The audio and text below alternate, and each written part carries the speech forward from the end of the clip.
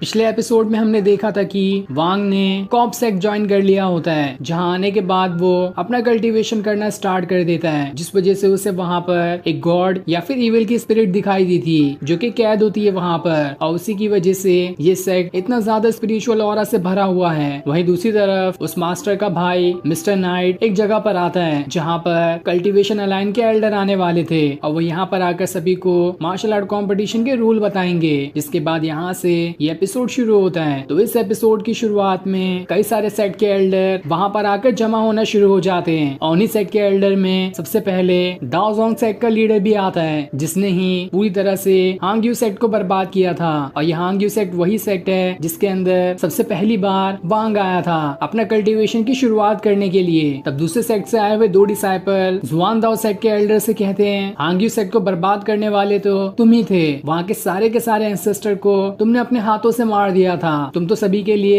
एक खतरा हो। तुम्हें तो इस मार्शल आर्ट कंपटीशन में आना भी नहीं चाहिए था। जिस पर जुआन दाओ सेट का एल्डर कहता है, उस टाइम जब मैंने उन्हें मारा था तो और लोगों की नजर भी हांग्यू सेट के ऊपर थी, लेकिन बस मैंने उनसे एक कदम आगे जाकर सारी चीजें हासिल कर ली जो वो लोग सिर्फ सोच रहे थे। साथ ही अब देखते ही देखते वहाँ पर और भी अलग अलग सेट के एल्डर आना शुरू हो जाते हैं, जिसमें टैंक का ग्रैंडपा भी होता है। तब कल्टीवेशन अलाइन का एल्डर सभी को बताता है हर 500 साल में ये कंपटीशन होता है जिसमें वो पोर्टल खोला जाता है, और उस पोर्टल के अंदर जो भी जाता है उसे वहाँ पर काफी सारी चीजें मिलती है जो कि उसकी कल्टीवेशन पावर बढ़ाने में मदद करती है। और जो भी इस कंपटीशन को जीतता है वो जितनी चाहे उतनी इंपॉर्टेंट चीजों को ले सकता है और उसे लेकर अपने सेक्ट में भी जा सकता है। और इस मार्शल आर्ट कंपटीशन में भी जितने भी सेक्ट यहाँ पर आए होंगे उनमें से सिर्फ 2 सेक्ट को हिस्सा मिलेगा कि वो उस पोर्टल के अंदर जा सकते हैं, और जिन 2 को वो हिस्सा मिलेगा उसमें से भी वो अपने फाउंडेशन लेवल वाले डिसाइपल को ही पोर्टल के अंदर भेज सकते हैं। उससे कम लेवल वाले डिसाइपल को पोर्टल के अंदर जाना बिल्कुल भी अलाउड नहीं है। तभी वहाँ पर का स्पिरिचुअल ऑरा बहुत ज्यादा बढ़ना शुरू हो जाता है। ये देखकर सारे लोग एकदम हैरान थे कि आखिर यहाँ पर अब कौन आने वाला है। तब देखते ही देखते वहाँ पर एक बहुत ही भयानक और बहुत ही लंबा मॉन्स्टर जैसा इंसान आता है जो कि एक ट्रोल है, और वो ट्रोल सेक्स से आया है, जिसके आते साथ ही उसकी बॉडी से इतना ज्यादा ऑरा बाहर निकल रहा होता है कि वहाँ पर जितने भी सेट के एल्डर खड़े थे वो तो ढंग से खड़े भी नहीं हो पा रहे थे, वो उसके ऑरा के नीचे ही दब रहे होते हैं। तब वो ट्रोल सेट का एल्डर कहता है, मैं यहाँ पर सिर्फ एक चीज कहने के लिए आया हूँ। कुछ दिनों बाद जो भी इस मार्शल आर्ट कंपटीशन को जीतेगा उसे पोर्टल के अंदर जाने का मौका मिलेगा, लेकिन मैं एक चीज कहना चाहता हूँ। वो वहाँ पर सभी को एक स्पिरिट पिल दिखाता है और उनसे कहता है, पोर्टल के अंदर जाने के बाद जिसे भी ये पिल मिलेगा वो सीधे सीधे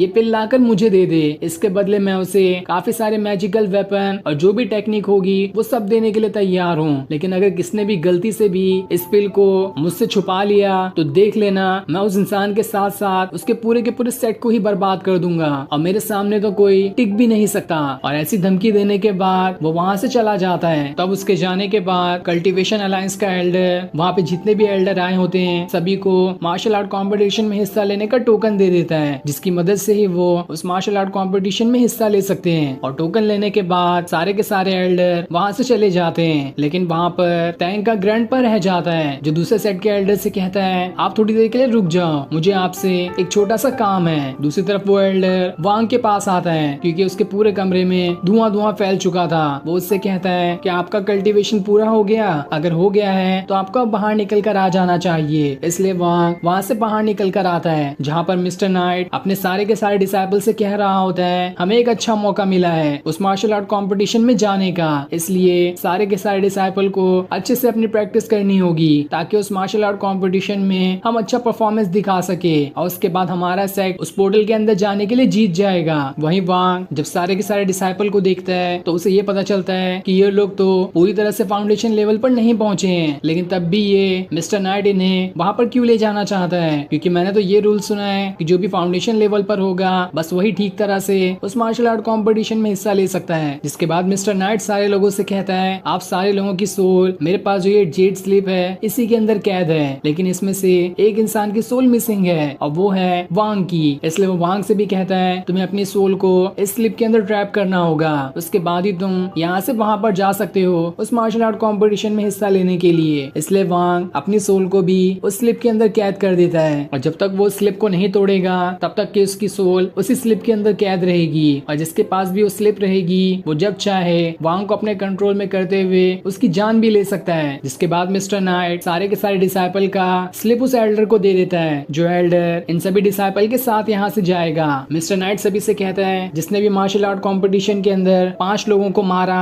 तो मैं उसकी सोल को फ्री कर दूंगा और उसके बाद वो जो चाहे वो कर सकता है। उसकी सोल दोबारा कभी भी इस स्लिप के अंदर नहीं कैद होगी। और इतना कहने के बाद वो सभी को बेस्ट ऑफ लक कहते हुए मार्शल आर्ट कंपटीशन के लिए भेज देता है। इससे सारे लोग पोर्टल के जरिए एक जंगल के अंदर आ जाते हैं। दूसरी तरफ हम टैंक के ग्रैंडपा को देखते हैं, जो एक दूसरे एल्डर के साथ खड़ा होता है और वो उस एल्डर से कह रहा होता है, मैंने बहुत छान मारा, आधी दुनिया समझो छान मार ली है, लेकिन मुझे कभी भी उस वांग का कोई पता नहीं चला। चाहे कुछ भी हो जाए, मैं उस वांग को ढूंढना चाहता हूँ। मुझे ये भी पता चला है कि आपके पास ऐसी पावर्स है कि आप किसी भी इंसान का बस 1 सेकंड के अंदर पता लगा सकते हैं कि वो दुनिया के किस कोने में है। इसलिए मैं आपकी मदद लेने के लिए आया हूँ, ताकि आप मेरी मदद करते हुए ये बता दें कि वांग आखिर कहाँ गया है। लेकिन अगर तब भी वांग का पता नहीं चलता है, फिर भी मुझे आपकी किसी दूसरे काम के लिए मदद चाहिए। तब वो एल्डर उससे कहता है, वांग का पता लगाना तो इतना आसान काम नहीं है, क्योंकि जो कर्ज तुमने उसके अंदर डाला था उसने किसी न किसी तरह से उस कर्ज को बाहर निकाल लिया है, जिस वजह से उसे ट्रैक करना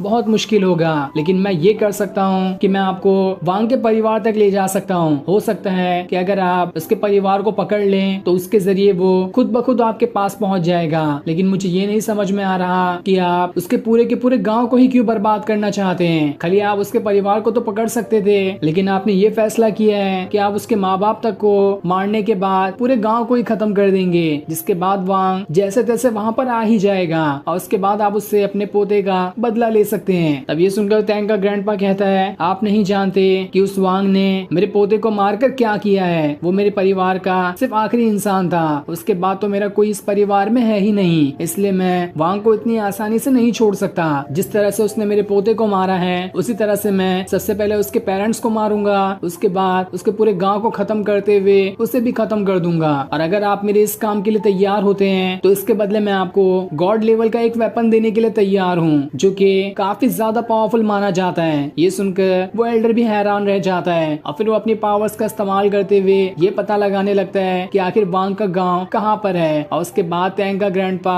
आसानी से वांग के पेरेंट्स और उसके गांव तक पहुंच सकता है। दूसरी तरफ हम वांग और सारे डिसाइपल को देखते हैं, जो सभी जंगल में आ चुके होते हैं। जहाँ आने के बाद वांग बस ये सोच रहा होता है कि कैसे भी करके मुझे इस एल्डर से वो स्लिप लेनी होगी, ताकि मैं अपनी सोल को फ्री कर सकूं। तब वो एल्डर सारे डिसाइपल से कहता है, तुम सभी का शुक्रिया जो तुमने इस मार्शल आर्ट कंपटीशन में हिस्सा लेने के लिए हामी भरी, लेकिन अब मुझे तुम लोगों की कोई जरूरत नहीं है। जिसके बाद वो सभी के सोल स्लिप को डिस्ट्रॉय करने की कोशिश कर रहा होता है, ताकि वो सारे लोगों को यहाँ पर मार सके, क्योंकि मिस्टर नाइट ने बस उसे ये ऑर्डर दिया है कि चाहे कुछ भी हो जाए उसे वांग की बॉडी को कैप्चर करना है। बाकी इसके लिए वो किसी भी डिसाइपल को चाहे तो मार सकता है। लेकिन तभी वांग चालाकी से अपनी सोल स्लिप को ले लेता है और उसे डिस्ट्रॉय कर देता है, जिस वजह से उसकी सोल अब बच चुकी थी। ये देखकर तो वो एल्डर एकदम गुस्सा हो जाता है और वांग का ही पीछा करना शुरू कर देता है। वहीं सारे के सारे डिसाइपल दोबारा से सोल बर्बाद होने की वजह से कॉफिन के अंदर जाने लगते हैं। लेकिन अब वहाँ पर वो डिसाइपल किसी अलग ही तरह के मॉन्स्टर में बदल रहे थे, जो कि काफी भयानक दिखाई दे रहे होते हैं। और वो पूरे गुस्से के साथ सबसे पहले उस एल्डर पे ही हमला कर देते हैं और उसकी जान ले लेते हैं। जिसके बाद वो लोग खुद को ही एल्डर के रूप में ट्रांसफॉर्म कर लेते हैं। ये देखकर तो वांग भी एकदम हैरान रह जाता है और फिर ये सीन दिखाते ही ये एपिसोड यहीं पर एंड हो जाता है। Thanks for watching.